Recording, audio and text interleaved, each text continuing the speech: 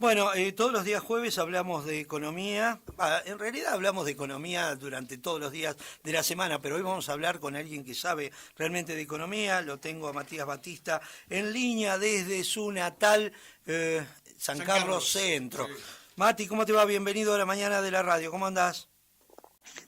¿Qué tal, Pepe? Muy buen día para vos, para toda la mesa y para la audiencia. Bueno, a ver, vamos a meternos en temas económicos. ¿Cuánto hace que no se habla del riesgo país? Y tengo entendido que andamos por los 1.600 puntos.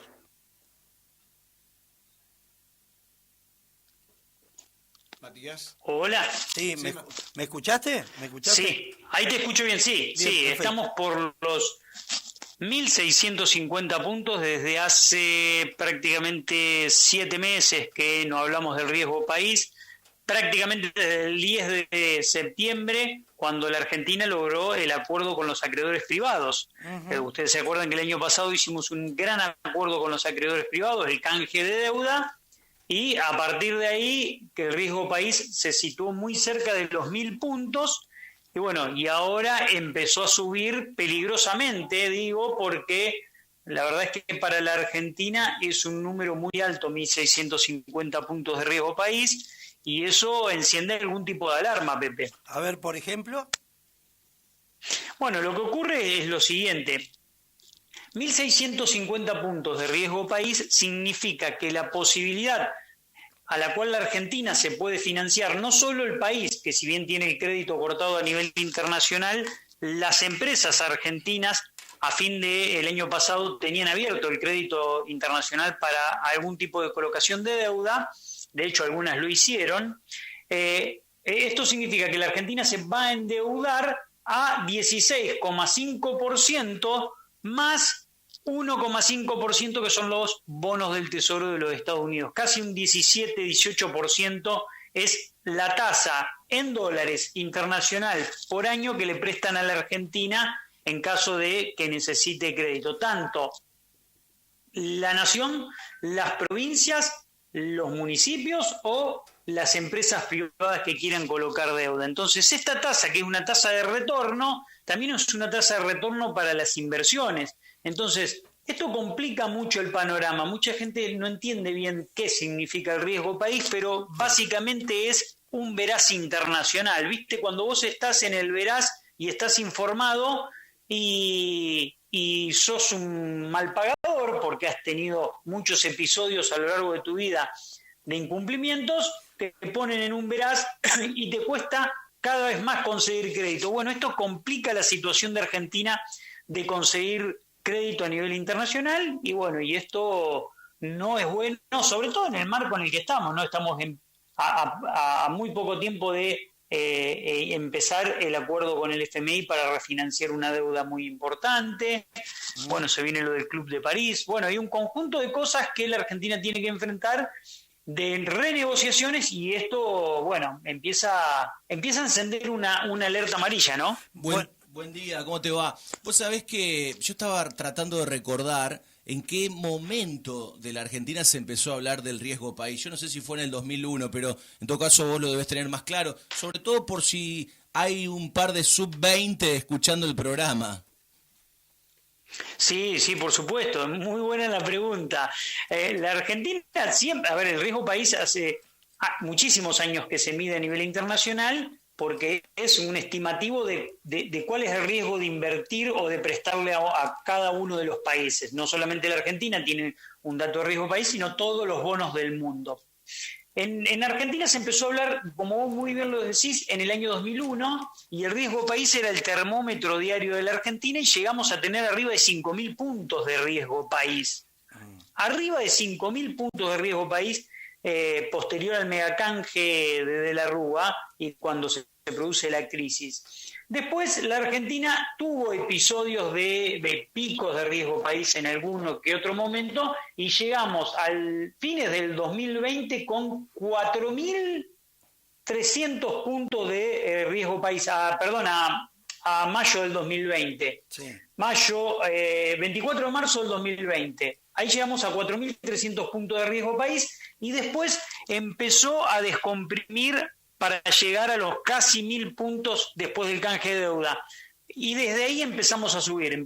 Es raro que un país que después de un canje de deuda tan importante como el que hizo la Argentina, empiece de vuelta a tener crecimiento en el riesgo país. Esto significa que los inversores internacionales empiezan a desconfiar de que la Argentina pueda pagar su renegociación de deuda a partir del 2024 en adelante. O sea, ya empiezan a desconfiar de eso, y esto es peligroso, sobre todo si nos acercamos a valores de 1.800 puntos de riesgo país o 2.000. El vecino que nos está escuchando, que tiene un kiosco, que tiene un negocio, dice, bueno, ¿esto qué impacta en la Argentina?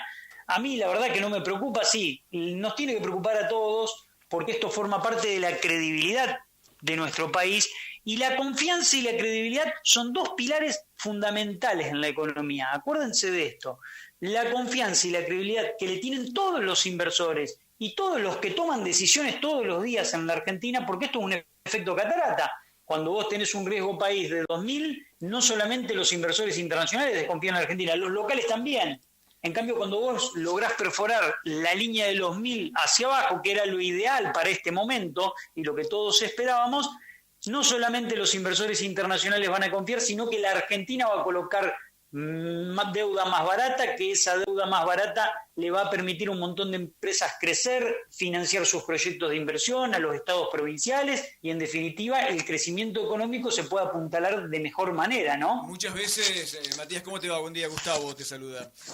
Muchas veces... ¿Qué tal, Gustavo? Bien, bien. En economía es más fácil recuperar 10 pesos que la confianza. ¿Cómo no te escuché? Que en economía es mucho más fácil a veces recuperar 10 pesos que la confianza. Sí, totalmente lo que vos decís. Mirá, la confianza es algo que se construye con años. Esto es como una relación, ¿viste? En una relación personal, cualquiera de los dos va construyendo la confianza con años. Pero un solo hecho. ¿Le queda tiempo? Exactamente. ¿Le queda tiempo a Alberto Fernández para tener ese tiempo precisamente para recuperar la confianza?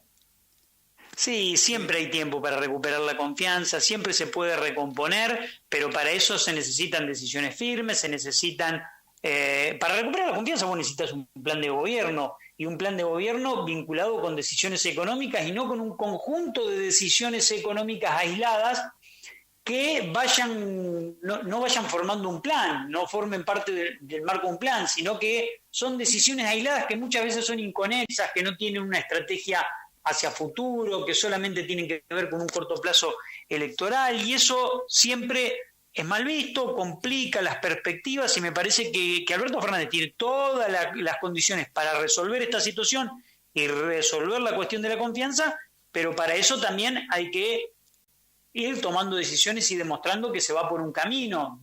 Tiene que quedar en claro eso para que los inversores se animen a jugársela, ¿no? Pero vos sabés, Matías, que al igual que en las relaciones personales, cuando se rompe el cristal, por más que lo quieras pegar con la gotita, es complicado recuperar esa confianza, ¿no? Eso es una realidad. Lo que ocurre es, el gobierno, yo lo dije cuando arrancó el gobierno de Alberto Fernández, lo primero que tiene que cuidar es la confianza y la credibilidad que le dieron casi el 52% de los argentinos, 50% de los argentinos, dependemos cómo lo miremos. Esa confianza y esa credibilidad hay que cuidarla como oro, porque pasa lo que vos decís. Si se pierde, si se rompe, es difícil de recomponer, es difícil de rearmar y requiere mucho tiempo para rearmar, y no nos olvidemos que ya pasó 1 año y 4 meses de gestión. Le queda de cara a la elección del 2024 le quedan 2 años y medio. 2 años y 8 meses. 2 años y medio. Sí, no es tanto rápido, tiempo. va a ser rápido esto. Sí, no es tanto tiempo. Ayer cuando hablábamos, Mati, me decías que hoy vas a tener datos de la utilización de la capacidad instalada en la industria. ¿Los tenés? Sí, exactamente. El INDEC publicó un dato que yo sigo con muchísima atención. Lo ideal es que la Argentina esté arriba del 60%, veníamos bien, veníamos recuperando desde agosto del año pasado, pasamos de un 58%, pasamos la línea del 60%, llegamos en noviembre al 63%, y en diciembre me empezó a preocupar porque perforamos de vuelta la línea del 60% y estábamos en 58%. Bueno, en enero estamos en un 57% de la capacidad instalada, y hay una cuestión estacional también vinculada con un mes muy sensible con el tema de vacaciones, pero hay que ver el dato de febrero, pero a mí me preocupa que esto no se consolide, que hay mucha divergencia en los indicadores de Argentina y esta es una divergencia llamativa. Si vos mirás intrasector en la utilización de la capacidad instalada, tenés que el sector automotriz no puede despegar, que es un sector que no solamente da mucho empleo en la Argentina, sino que es un gran exportador en la Argentina, un gran generador de dólares, y la utilización de la capacidad instalada en este sector es del 31.4%, o sea que la capacidad ociosa es casi el 70%. Es claro. una barbaridad, Ahora, sinceramente, ¿no? te meto una preguntita y con esto cerramos porque nos están esperando los boletineros para sus noticias. Con la devaluación que sufrió Brasil de su moneda, ¿nos ayuda o empeora, digamos, de cara a la economía argentina? Bien, muy buena la pregunta, Pepe. La devaluación de Brasil tiene que ver con la apreciación que está teniendo el dólar a nivel mundial y esto es algo que preocupa y la expectativa que tenía el gobierno era de tratar de tener un dólar planchado de cara a la elección, aprovechando un contexto internacional relativamente favorable y esa cuestión se empieza a complicar porque que devalúe Brasil significa que sus productos pasan a ser más competitivos que los nuestros, claro, en el marco de esa ventaja de la devaluación, claro, y eso empieza a complicar nuestra relación comercial con Brasil y empieza a complicar nuestra relación también comercial con el mundo, porque Brasil es más barato para el mundo después de una devaluación que nosotros. Entonces esa situación empieza a complicar y nos obliga, si la devaluación sigue, nos obliga después a devaluar a nosotros. Esto pasa tarde o temprano, cada vez que Brasil devalúa nos mete mucha presión para que nosotros sigamos ese camino, ¿no? Sin duda. Mati, gracias por este ratito, un abrazo grande.